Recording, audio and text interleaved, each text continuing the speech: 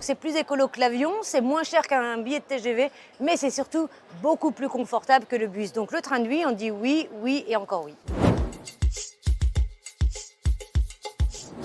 Alors très simplement, c'est que nous avons des plans de relance. Les plans de relance dans les États membres doivent miser sur la priorité, le train. Si on veut relancer un peu plus le train de nuit avec plus de lignes, il faudrait dans une cadence de 1,5 milliard d'euros, notamment en France. C'est pas énorme, vous voyez. Mais là, on va monter la cadence parce qu'il faut absolument, quand vous mettez plus de trains, il faut aussi rénover. Donc la rénovation va être importante. Ça tombe bien, le gouvernement français vient d'annoncer un plan de 100 milliards d'euros. Donc allons-y, ça c'est au niveau français. Maintenant au niveau européen, il faut absolument que le budget de l'Union européenne soit beaucoup plus important que maintenant et faire en sorte que ces investissements dans la mobilité du quotidien sortent des questions de dette, soient réellement compris comme des investissements d'avenir.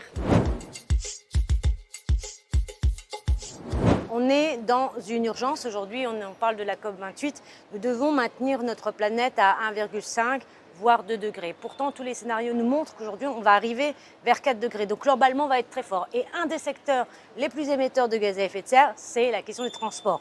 26% à l'échelle européenne, c'est le seul secteur qui ne réduit pas ses gaz à effet de serre depuis 1990. C'est la raison pour laquelle ne plus prioriser l'avion et la route et de maintenir justement notre priorité sur le train. Le train, c'est 40% de moins de CO2. Donc vous voyez, c'est gagnant.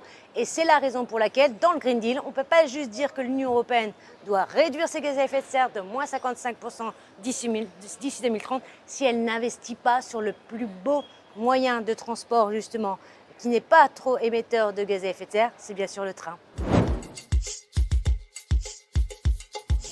Le train de nuit plaît à tout le monde. Avant, on considérait que c'était une petite niche. Non, ce n'est pas une niche. Ça répond aussi bien à des cadres que des familles populaires. Le train, c'est véritablement la clé du voyage de demain.